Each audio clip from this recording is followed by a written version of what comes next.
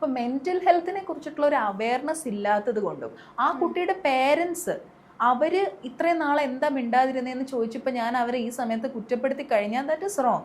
അത് അവരുടെ അവസ്ഥ എന്താണ്, പിന്നെ അതിൻ്റെ ലീഗൽ വശങ്ങളും അതിൻ്റെ ഇൻവോൾവ്മെൻറ്റ് ആസ്പെക്ട്സ് ഒക്കെ അന്വേഷിക്കേണ്ടത് എൻ്റെ ജോലിയല്ല. ഞാനൊരു ക്ലിനിക്കൽ സൈക്കോളജിസ്റ്റ്. അത് റെസ്പെക്റ്റീവ് സ്ഥലങ്ങളിൽ പോലീസും ആൾക്കാർ നിയമവും തീരുമാനിക്കേണ്ട ഒരു കാര്യമാണ്. പക്ഷെ നിഷ്പക്ഷമായിട്ടുള്ള രീതിയിൽ ഒരു അന്വേഷണം നടത്തിയിട്ട് എന്താണ് ഇയാളുടെ കുറേ വീഡിയോസൊക്കെ സർക്കുലേറ്റ് ചെയ്യണ്ടല്ലോ, അയാൾക്ക് വല്ല വൈകല്യങ്ങളുണ്ടോ, മാനസികമായിട്ടുള്ള കൺസേൺസ് ഉണ്ടോ, അയാൾ ഡ്രഗ് അഡിക്റ്റ് ആയിരുന്നോ അല്ലെങ്കിൽ അയാൾ ആൽക്കഹോൾ അബ്യൂസ് ചെയ്തിരുന്നോ എന്ന് ഇവരുടെയൊക്കെ ആർഗ്യുമെൻ്റ് ഒരു ലൈസൻസ്ഡ് ആയിട്ടുള്ള ഒരു ഫോറൻസിക് സൈക്കോളജിസ്റ്റ് അന്വേഷിക്കണം എന്നാണ് എൻ്റെ ഒരു പ്രൊഫഷണൽ ആയിട്ടുള്ള ഒരു ഒപ്പീനിയൻ. കാരണം എന്താണെന്ന് വെച്ച് കഴിഞ്ഞാൽ അതിൽ ഇപ്പം നിങ്ങളെപ്പോലെ തന്നെ അത് ന്യൂസിലും പല വ്ളോഗേഴ്സിൻ്റെ അനാലിസിസും എനിക്ക് അത് അറിവുള്ളൂ.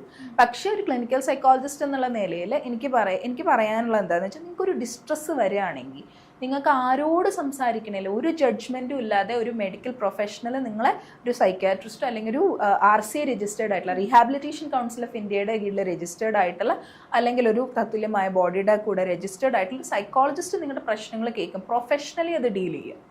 അപ്പോൾ അത് ചെയ്യുക. പിന്നെ ഒരു സെഷനിൽ 2 സെഷനിൽ നമുക്ക് മാറ്റം ഉണ്ടായില്ല, എൻ്റെ ഹസ്ബൻഡ് മാറുന്നില്ല. നമ്മളൊരു മെറൈറ്റൽ തെറപ്പി എടുക്കേണ്ടത് ഹസ്ബൻഡോ വൈഫോ മാറാനല്ല മെറൈറ്റൽ തെറപ്പി എടുക്കേണ്ടത്. നമ്മൾ നമ്മുടെ പ്രശ്നത്തിൽ നിന്ന് പുറത്തു വരിക.